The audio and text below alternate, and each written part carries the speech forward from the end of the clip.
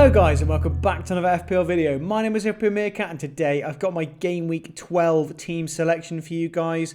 It's been a long international break. I've had a really nice time off, a bit of time off to be honest. I haven't really thought about FPL too much, but I'm re-energized, ready for this incredibly busy winter period. We've got about 9 game weeks in, I think 7 weeks. It is going to be a really hectic period. Lots of FPL to come, lots of team selections to be on the way for you guys. I've literally just finished up with my good friend Roberto Hollis on his podcast. The form is temporary. That podcast will probably be released by the time you see this video. Really great guy, really great podcast, talking a lot about the international break in the upcoming weeks. So do go check that out. I will try and leave a link to that podcast in the description. But yeah, that's the form is temporary on Spotify. If you guys want to check that out, really great podcast. And it was great to appear on this literally a couple hours ago. I mean, it's the first podcast I've ever been on as well. I've never actually been on a podcast before, so that was really great. But getting into the good stuff, let's have a look at how the team did in Game Week 11. And it was a really nice green arrow. It's been a couple of weeks, but yeah, it was a really great week. Back into the top 100k. Really nice to see that 5-figure rank, especially this early in the season. And yeah, the great initial run to start the season continues up to over 700 points now, with 73 with a -4 hit taken this game week. So yeah, I did take another hit this game week. Hopefully that's the last hit for a while, as I am very happy with the team as it currently is now. But yeah, I did take a hit. I got in Isak into my team. I was obviously discussing a little bit about Isak in my previous team selection video, but I was out coaching for the deadline, and I suddenly realised, just tinkering my phone just beforehand, that I could actually get Isak in if I took Raya out. And I was thinking to myself, Raya's not really got me many points. He's quite expensive. Let's do that. So I put a post out onto Twitter asking people who's the best goalkeeper to go along with Fabianski. And people said that Sanchez was a great pairing for it. So thank you very much for all those comments that told me to go with Sanchez. He might be a little bit of a risk given the current opinion from Chelsea fans of Sanchez, but he does seem to be favoured by Maresca for the time being. And yeah, like I said, he rotates really well with Fabianski. But we did start Fabianski instead, and he finally got my first clean sheet from a goalkeeper this entire season. It's taken till Game Week 11 for that to happen. But now I'm very happy with this goalkeeper pairing, and hopefully I will keep with them for a while, hoping that Fabianski also keeps his place in the team. Moving through the team, Trent obviously going off with an injury was a real pain, considering not only did Liverpool get a clean sheet in that game, but they obviously play Southampton next game week, and that was kind of the fixture I was holding him on for. So might be a blessing in disguise that I have to move him on now, but yeah, it's very, very likely that Trent will be leaving my team, as it looks unlikely that he's going to play the fixture against Southampton. Gabriel and the team getting a 2-pointer up against Palmer, who also blanked. It was the worst outcome possible for me, where Arsenal lose the clean sheet and it wasn't Palmer doing it. So yeah, quite frustrating on that behalf, but I wasn't really expecting much from either of them anyway. The green arrow was already locked in by that point as well, which was nice. Robinson with a 6-pointer just keeps on returning for me, this guy. Honestly, he's been absolutely great. It's not masses of points, but he's just sat in my team and got me team value, got on me points consistently over the season. So really happy with Robinson, and I'm really happy just to keep him for a longer period of time. And I'll get onto a little bit about him when I come onto the team selection in a sec. Obviously, the captaincy on Salah looking great again. Did get fairly fortunate with his final goal. He still had a lot to do, to be fair. It was a defensive mistake from Carlos, I believe, Diego Carlos, that gave him a chance for on goal, but he still had to dribble all the way down. And then he very smartly finished into the near post when he saw that the defender went off to track the runner. He saw that he had this opportunity to just smash it near post. So yeah, fantastic from Salah. Keeps returning And for me as a Liverpool fan, when Liverpool are doing well, normally I'm doing well on FPL because I'm picking my players. So really great to have Salah back in the team. Son getting a blank as well, a little bit of a frustrating one in my team. Playing against Ipswich at home, played the full game as well. And just absolutely nothing. Just didn't really look like he was ever getting anything. And I'm paying a lot of money for Son to be in my team. So he is very much a potential one on the chopping block. Probably would have been this week if it wasn't for Trent getting an injury and basically forcing my hand. Bumo getting a 5-pointer. I've been quite disappointed with Bumo in terms of his positioning in the current games for Brentford. Obviously him as a player is great, but he seems to be a bit less attacking at the moment. I'm obviously going to hold him for the next 2 fixtures because they are so good. But if I was on a wild card, I don't think I would consider Bumo. I just don't think he has the same potential that he once did. He might be a good captaincy option in 13, but he does seem to be playing a lot deeper in the last couple of games. So let's see if that changes in game week 12, hopefully so. Wood getting a blank. I think he's excused for getting a blank against Newcastle, and he's done so well for me, returning in 3 of the 4 weeks I've owned him. So yeah, I'm happy enough with Wood.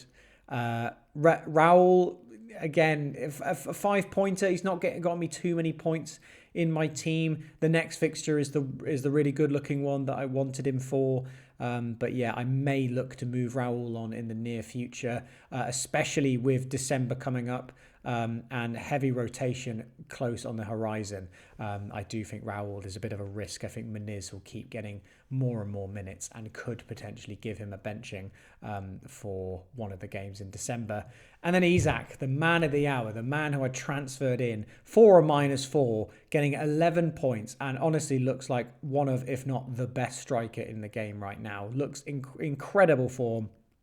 The attacking fixtures are brilliant for Newcastle, playing 5 stellar fixtures in the next 6. Yes, they've got Liverpool at home in the middle of that, but you know, that many good fixtures in such a short space of time is excellent. And yeah, really happy to have Isak. I could have very easily, so it was Stewart that I had, and I was moving him up to a forward. That was always going to be my transfer. I could have just gone for Cunha. He did outscore Isak, and obviously it wouldn't have been for a hit. So I am 5 points down on that. I just didn't like the look of Cunha's next 3 fixtures. Yes, the Southampton at home fixture looked great, and he did incredibly well in that. I'm not surprised. He does now play Fulham away, and I believe it's Bournemouth away as well. 2 very tough fixtures, and I would say that Fulham and Bournemouth have been considerably better sides than Wolves. So I'm not too sure I expect many returns from Cunha in those 2 games, whereas Isak has 2 brilliant fixtures coming up with West Ham and I believe Crystal Palace. So yeah, really happy with Isak in the team. And yeah, it was again, solid, a nice green arrow. I wasn't really expecting a green arrow in this game week, but yeah, again, riding that high of Salah comfortably outscoring Haaland again and again.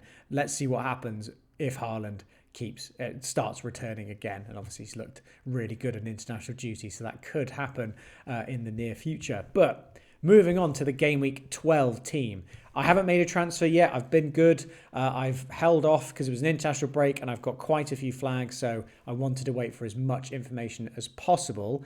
It does look like Trent is going to be out for this Southampton game. Obviously, if we get some positive news, I will just keep Trent as a very easy hold for Southampton. But with the fixtures coming thick and fast, I just don't know how much of how confident I am going to be with his minutes, because there are alternatives. And if he's nursing an injury, apparently he had a knock before he got this injury as well, so he wasn't 100%. So he might be integrated a bit slower back into the side. And I really want to reiterate that point, that we are going to have so many games in such a short space of time. Every midweek is pretty much going to have something on, whether it's the Cup, whether it's the European tournaments, whether it is another Premier League game as well. We're going to have instances of 3 Premier League games within 7 days.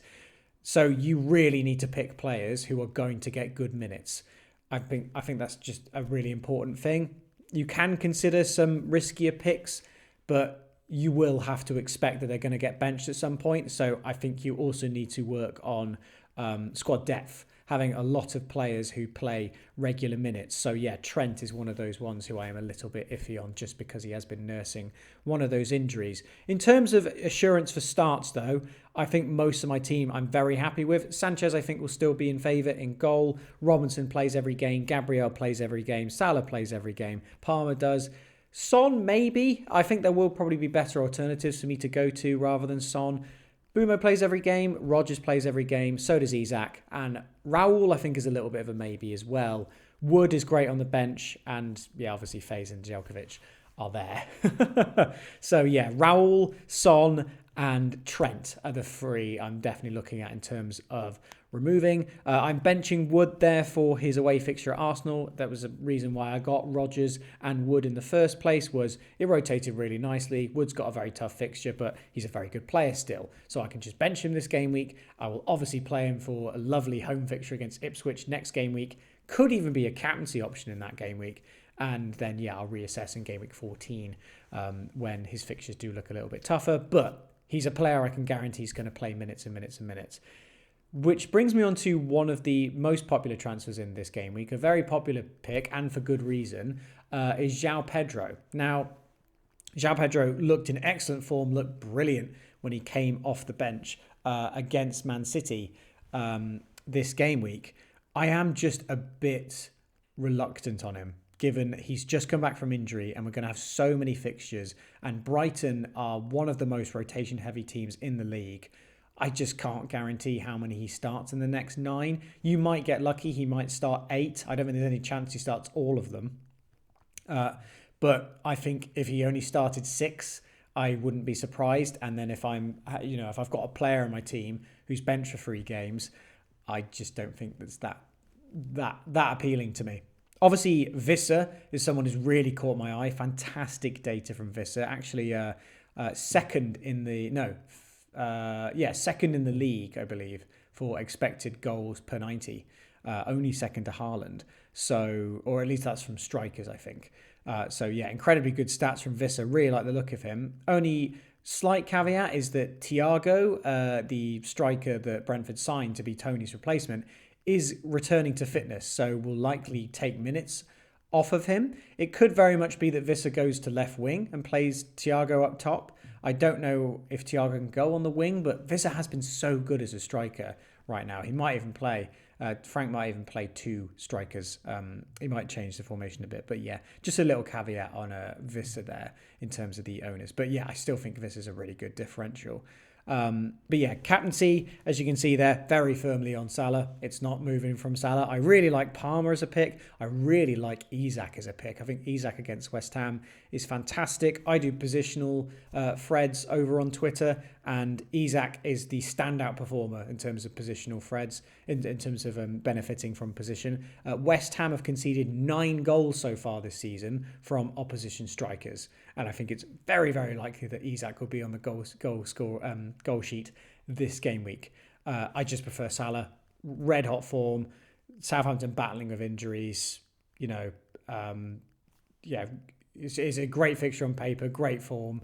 Everything's great about it. I'm definitely going Salah for the captaincy, and still happy to own Palmer and Isak. But yeah, I do think either of those two are also really good captaincy picks. In terms of some transfers, I was hoping to roll the transfer this week. Son has become a little bit of a iffy player in my team, but hopefully he can get something against Man City. He normally performs pretty well against Man City. But yeah, it will be Trent leaving the team. There's quite a few different players I've looked at, especially cheaper ones, to get in over Trent. I like the looks of Ait-Nouri, despite Wolves being pretty terrible defensively. Attacking-wise, Ait-Nouri is an absolute joke. I like the look of Hall. I like the look of a Stupinan as well, or a Veltman or a Van Heck, to get those brilliant Brighton fixtures. But the player I'm very likely to go to, I know Konate is there at Liverpool for considerably cheaper, but the player very likely coming in for me is going to be Van Dijk. Van Dijk is just a player who I can be absolutely safe, will play every minute. Very similar, in fact, incredibly similar to Gabriel. The way a lot of us look at Gabriel right now is Arsenal are a fantastic defence. Gabriel plays every minute. He's a pretty good threat at set pieces. he's pretty much assurance, a sure start in your team and even plays the tough fixtures. I'm looking at Van Dijk the same way. He's nailed on for minutes. Liverpool have been the best defence in the league this season. I don't have to worry about him at all. He's a decent threat from set pieces too. The corners always seem to be targeted towards him. He's really the main focal point, like Gabriel is for Arsenal. So yeah, I just think Van Dijk is a really just set and forget player I can get in. I'm happy with my structure right now, so I'm happy to pay that much for him. And he offers a really nice switch if I want to get Trent back or if I want to go to Gvardiol. He offers that really nice price point where I can very easily make that switch. I do like Konate as a pick, don't get me wrong. If people want to save $1 million by going for Konate instead, I wouldn't discourage it. I think I'm just happy to pay $1 million more for all the extra things that Van Dijk offers. I think he's just slightly better on all regards. He's slightly better for minutes. He's slightly better for threat. And yeah, with Van Dijk in the team, I just don't think I have to worry. So yeah, I think despite a couple tough fixtures coming up for Liverpool, he's just going to sit there for as long as possible, basically, and just hopefully hoover up points. He is the highest scoring defender in the game, and I don't think he is in too many teams. So yeah, really hoping he can be a little bit of a differential there. I don't know how many people will have a Liverpool defender, and I hope he can just outscore Konate and get bonus points. He's a little bit better for bonus points as well, and obviously you could just be a couple higher on the bonus point system and get 2 bonus, whereas Konate might get 0, which could just be the case. So yeah, real look at Van Dijk, probably my transfer in. I will also say I am very much looking at Kirkes from Bournemouth. So if I get Van Dijk in this week, I will have Van Dijk, I'll have Gabriel. Absolute set and forget, just play them every week. I'll then have Robinson, who I'm absolutely ecstatic with. I really want to keep him in the team. But obviously Fulham's fixtures aren't the best coming up, so I'd want to bench Robinson in those weeks. So I've looked at who is the best rotation pairing for Robinson, and I think a Bournemouth defender would probably be my best bet, and Kirkes seems to be the most obvious choice. He's a fullback, he's a little bit attacking, he does seem to be nailed as well. I do predicted lineups as well over on Twitter, and the right back spot is a complete no-go. Smith and Araujo have been trading that position all season. And then there's 3 centre-backs. There's Senesi, there's Zabani. Zabani does seem to be pretty much a lock in that team. But he's also garnered interest from other teams, so that's interesting. So you've got Senesi, Zabani, and you've got Huijsen, I believe is his name. All 3 of those centre-backs are kind of vying for those 2 spots. And it has been Senesi and Huijsen sort of rotating that spot. Kirkes has played left back every game, so he just seems to be the guy to go for in terms of the Bournemouth defence. And yeah, just rotates really well with Robinson in the team. I'll play Robinson one week, I'll play Kirkes another, and there's even some weeks where I'll have a good first bench option where they both have a decent fixture. The Brighton defence as well rotates really well with the Fulham defence. I just prefer Bournemouth, I think, more defensively. Just feel a bit more defensively sound for me. And also Brighton, I'm just not set on any of the defenders. I don't really know who I'd go for. Probably Van Heck, but Veltman seems to have started every game. So I just don't see much upside with Veltman. But yeah, Kirkes firmly in my thoughts. Obviously Saka massively in my thoughts as well. I do currently have 0.2 in the bank, so I could do Son to Saka. I don't think there's been any price rises, price falls that have kept me from doing that. Could be an optimal play. If Trent was fit, I think I would probably just do Son to Saka. Saka looks good for the upcoming fixtures. Son doesn't look great for the upcoming fixtures. Quite an easy play. But I have liked the look of Bruno Fernandes. I was tempted to get him last week. Didn't do that move. I could have even done Rodgers. I was looking at Rodgers up to Fernandes, but I thought Rodgers is such a good enabler. Why would I get rid? I could do Son to Fernandes. I think the next 2 games are great for United, and I think he's going to play a major part in this new Anarim side. I think he's going to be the main focal point in that team. So, yeah, really excited about Fernandes as a prospect, and wish I had him. Wish I had him in my team. I could get him, but yeah, I think Trent's going to be the move out for Van Dijk. And that's, yeah, I think that's going to be my decision. And then Raul, I think I'm going to move on in the near future, given his minutes do seem to be a risk. I will have to look at my rotation pairings, I think, to see who I'd get in. But yeah, moving on to the mini league team of the game week. We've got James Bacon here with 106 points. Absolutely crazy. A game week rank of just outside the top 1,000 for the week. And I mean, what a team. There were actually two. There was a tie for first place. So I can't remember the name of the team the other team in first place, but also got 106 points. So don't worry if that was you. You'll both get you've both been awarded a gold medal for this. I'm just featuring this team because I liked it a bit more. I wanted to talk about it more. Captain Bruno Fernandes, absolutely amazing for that 17-pointer.